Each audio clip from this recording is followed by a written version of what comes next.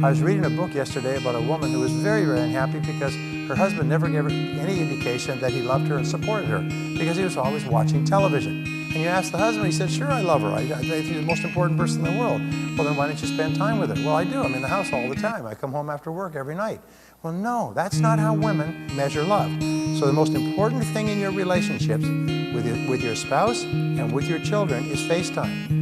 And then think, well, geez, I'm in the same house, I'm watching TV. No, the only time you are actually with the woman in your world is when you're face to face and giving them attention and listening to them when they talk and giving them affection and respect. So, now I know you all have date night once a week. If you don't, from this day forward, always have one night a week that is as adamant and as untouchable, where you go out on a date exactly as if you were single, and you plan, you prepare, you get dressed, showered, you go to a lovely restaurant, and you spend the entire evening together. And you always sit face to each other, but always where you can look into the face of the other person. We say there are 6 keys to successful, happy relationships.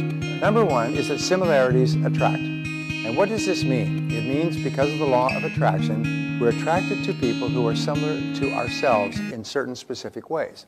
And the similarities attract in almost all areas, but especially in the area of values. We love another person because they represent the values that we most treasure, that we consider to be the most important. So we have similarities, especially in areas of values, children, attitudes toward children, having children, raising children, and so on. Money is important. Sex, attitudes towards sex, leisure time. You'll find that people who are ideally compatible really enjoy doing the same things in their leisure time. And they like the same wines, and they like the same activities, and they like the same movies in general. When you meet the person who is right for you, there will be a chemistry. Khalil Gibran said, there will be a moment of the meeting of the minds, a chemical moment at the first instant of meeting between a man and a woman, or it will never happen. And that's in his book, The Prophet, when they ask him, talk to us of love. And he said, the first answer is, there will be a meeting at the first instant of glance, or it will never happen. And it's quite amazing. People will, their eyes will meet across a crowded room, and they'll be married for the rest of their life. They may not get married that evening, but they will start to talk to each other and go out with each other and be together forever. And if it's not there, it very seldom comes later. So there's always almost an instant chemistry, and it's very hard to force. That's one thing that you cannot force, is the chemistry in a relationship. It feels right because you will be in accord on almost all the critical areas of life. And here's an interesting thing that Napoleon Hill said. He said, subconscious minds communicate with other subconscious minds. So you'll meet a person and know nothing about them, but your subconscious minds, your basic values, your core things that you consider important, will communicate in that instant. And only later will you find, surprise, surprise, this person likes this, and this person believes in that, and this person has the same background, and so on. You never knew any of that. It was just the eyes meeting. And it was the subconscious connecting at 30,000 times the speed of the conscious mind. So this often happens. Okay. Opposites attract. This is the second principle of relationships, but only in one area, temperament. Nature demands balance. So if there's an outgoing person, they are balanced with an ingoing person. And the way that you can determine this is what is called the talk test. The talk test is everybody likes to talk and everybody likes to listen. So each person has a certain need to talk and a certain need to listen, and there's about 10 to 15% of comfortable silences when you're together. Now, an incompatibility occurs when somebody only likes to talk 15% and the other person only likes to talk 15%, so there's huge periods of what are called uncomfortable silences. And this can occur later in a relationship. Have you ever been in a restaurant and seen 2 people eating and they don't talk? Or you've been driving and there's 2 people sitting in a car looking straight ahead and they don't talk? Or the worst is when they fight for airtime. Is both people like to talk 80% of the time. 2 professional speakers get together and you just can't shut them up. So they're always kind of finishing each other's sentence and tripping each other's words. They don't listen, they cannot talk. So a good relationship is the talk test. Is an easy ebb and flow. It goes back and forth, and you can spend hours in an easy ebb and flow of conversation, subject after subject, with about 10 to 15% of comfortable silences. We're just comfortable. Number 3 is commitment. In a good relationship, there's a total commitment. Making a total commitment is the great turning point in adult life and in every relationship. You must make a clear, unequivocal, 100% decision that this is the one for you and that you are going to throw your whole heart into making this relationship successful. When you make a total commitment, you never consider the possibility of separating or going your own way. This is simply not an option. You make a total commitment to get into the relationship wholeheartedly. There's a thing in relationships called a trading relationship, where people only commit part way. I'll go 50% of the way, you go 50% of the way. The key to a successful relationship is both of you go 100%. The overlap is 100%. Because if both of you go 50%, then all that has to happen is a disagreement, and it opens up. It's like a bridge that opens up in the middle, and the relationship can start to collapse. But if you both go 100%, then you can have all kinds of flexibility in the span, if you like, and the relationship is still solid. So total commitment is absolutely important. And that's why if you're not 100% committed to a relationship, then it's not the right thing for you. Fourth is similar self-concepts attract and are most compatible. What does that mean? It means that people will generally be compatible with people who are about as happy as they are. Now it's interesting because you sometimes find miserable couples. Neither one, they're both negative. They both complain all the time. But they're quite compatible. Because they sit there and they complain and grouse and whine and moan and bitch, and that's just their lifestyle, and they watch television, they complain about who's on television and complain about the neighbors. So some people can be happy together even though they're mutually negative.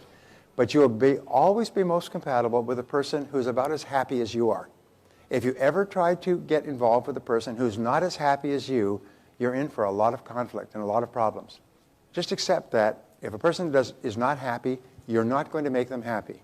About 60–70% of divorces in America are initiated by women because they're mad as hell and they're not going to take it anymore. They're just not going to spend the rest of their life in an unhappy relationship, and they just walk. And he's sitting there watching television. He has no idea what's going on.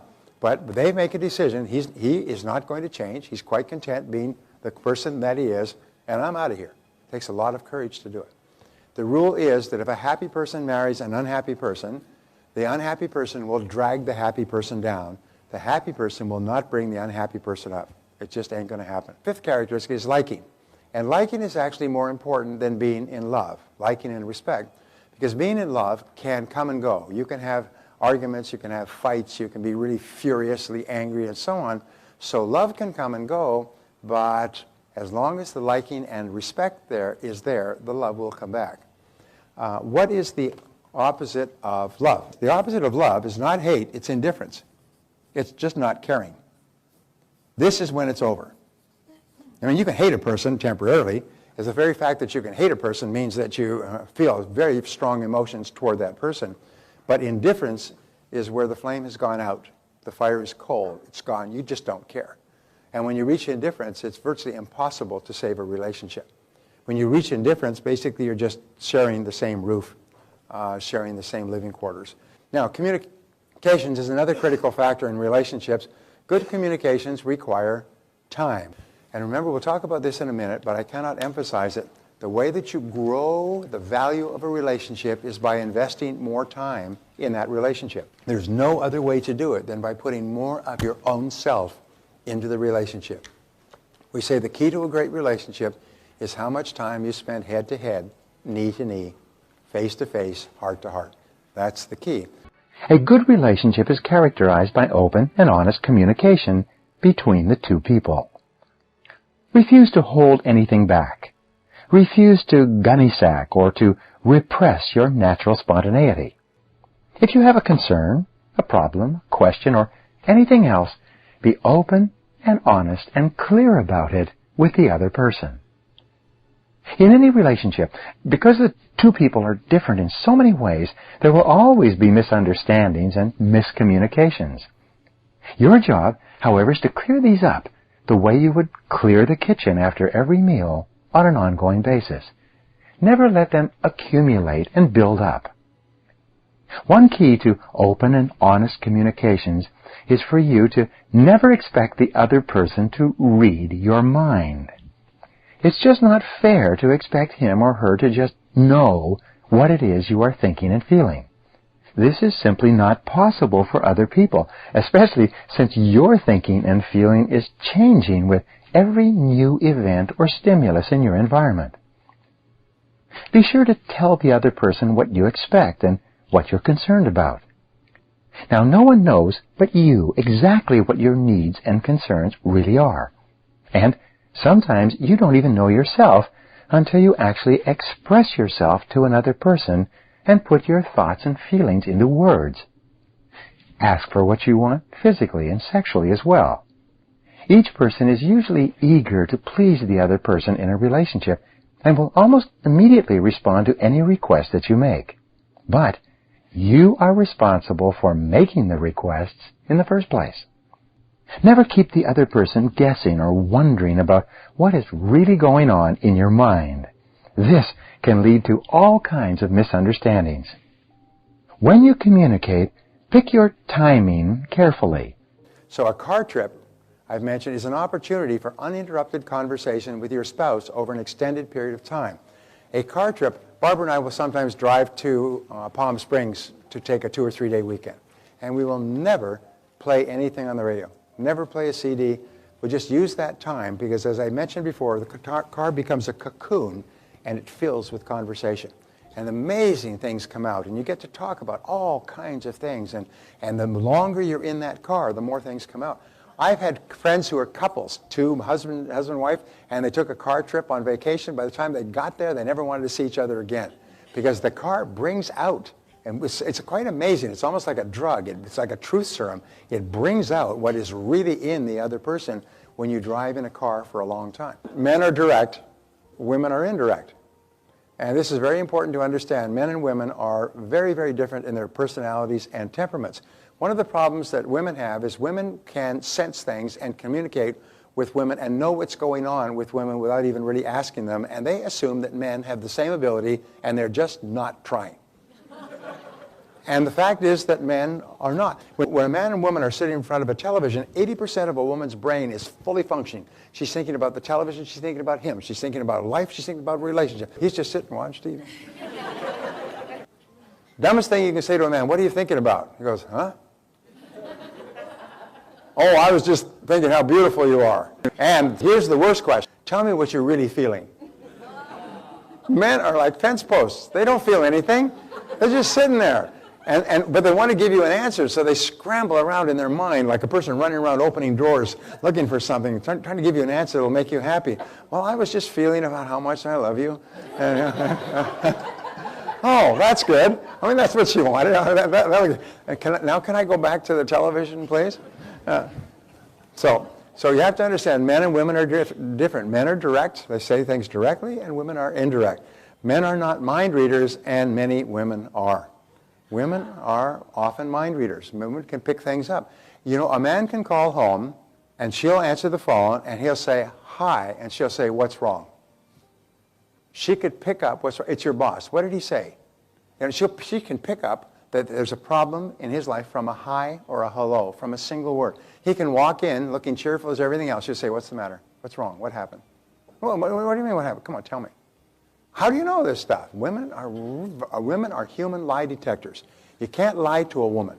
And if you're going to lie to a woman, even on the phone, she can pick it up. If you're going to lie to a woman, lie on the phone because she can't see your face. That's the only chance you got of getting past. But even then, it may not work. Because whatever you say, women can pick up the truth absolutely instantly. And so women are really, really sensitive to these things. Men are not. Men are very easily bamboozled. Women are brilliant at relationships. Men are not. Women think about relationships all the time. Men very seldom think about them. And this is just simply the way the human brain is constructed. So the most common problems in relationships are, first of all, lack of commitment. And a lack of commitment means that you're going part of the way, as we said before, and you can always solve a lack of commitment problem by making a decision you're in 100%. 100%. My friend Charlie Jones says, as far as my wife concerns, divorce, never. And the thing is, once you've made a decision to be in 100%, it liberates you. Making a commitment is not tying yourself up. It actually liberates you. A total commitment frees you completely from all the confusion of being single. Lack of commitment, by the way, is a subtle way of saying that I'm really not convinced. the right person for me, which it means I'm really not convinced that you're good enough. And whenever a person is reminded or suggested that they're not good enough, their self-esteem goes down, they become insecure, they become frustrated. And it's the same thing here. Trying to change the other person is a way of saying that you're simply not satisfactory to me the way you are. So therefore, I want you to do more of this and less of that. I want you to straighten up and fly right. Incompatibility is the biggie. Incompatibility is a real problem. Incompatibility has entered the relationship when three things occur. The first thing that goes in a relationship, number one, is the laughter. The thing that binds people together is a sense of humor. They laugh together. So laughter is the first thing that comes when two people are compatible, because laughter is a purely spontaneous expression of happiness. When you're with the right person, you laugh. You laugh all the time, you smile all the time. And when you're in a bad relationship, the first thing that goes is the laughter. You just stop laughing. You don't find anything particularly funny. Second is the conversation stops. Is you stop talking a lot. I cannot tell you how many people I've met over the years who say they go home and they don't talk at night. They go home and they feed the children, they watch television, they go to bed, they sleep on opposite sides of the bed, and they don't talk. They don't laugh, don't talk. And the relationship has just become almost like a functional relationship, almost roommates rather than a married couple. And the third is friendship stops. Is you just don't have anything in common with this person. And if you're not compatible with a person, it doesn't mean that person is a bad person. It just means you're not compatible, no chemistry. We don't get mad at a person because we don't have chemistry. My teacher, Peter Uspensky, said, when something like this has occurred, just say, things just happen. And there's nobody to blame. There's nobody to get angry at. Nobody goes into a marriage with the intention of it not working. Nobody goes into a relationship with the intention of it not working. So everybody does the best they can with what they have. And so the other thing is it's not personal. If the relationship doesn't work out, it's not personal. It's not a personal attack on either person. If people could understand this, and some people do, then they wouldn't have all these terrible, bitter divorces and unhappy breakdowns. People just realize we've reached the point where we're incompatible. So the most important thing in relationships is to realize that you do everything possible to make a relationship work, and if the relationship doesn't work, then you have the maturity to say, I am responsible for my reactions, no one is guilty, and then just have the courage to go your separate ways. In the meantime, if you make a total commitment and spend lots of face-to-face time and communicate well with each other and put your whole heart into the marriage, then chances are your marriage will go on and on and on. And if it doesn't work out, by the way, it's probably the best thing for both parties. There's a line from Christopher Marlowe, the English poet. He said, when the false gods go, in other words, the bad marriage or relationship, when the false gods go, the true gods arrive. So when the bad relationship goes, the real great relationship arrives. They say in the paper this week, it said 50% of first marriages in America end in divorce. But 70 to 80% of second marriages, they stay married for the rest of their lives. So don't worry about it.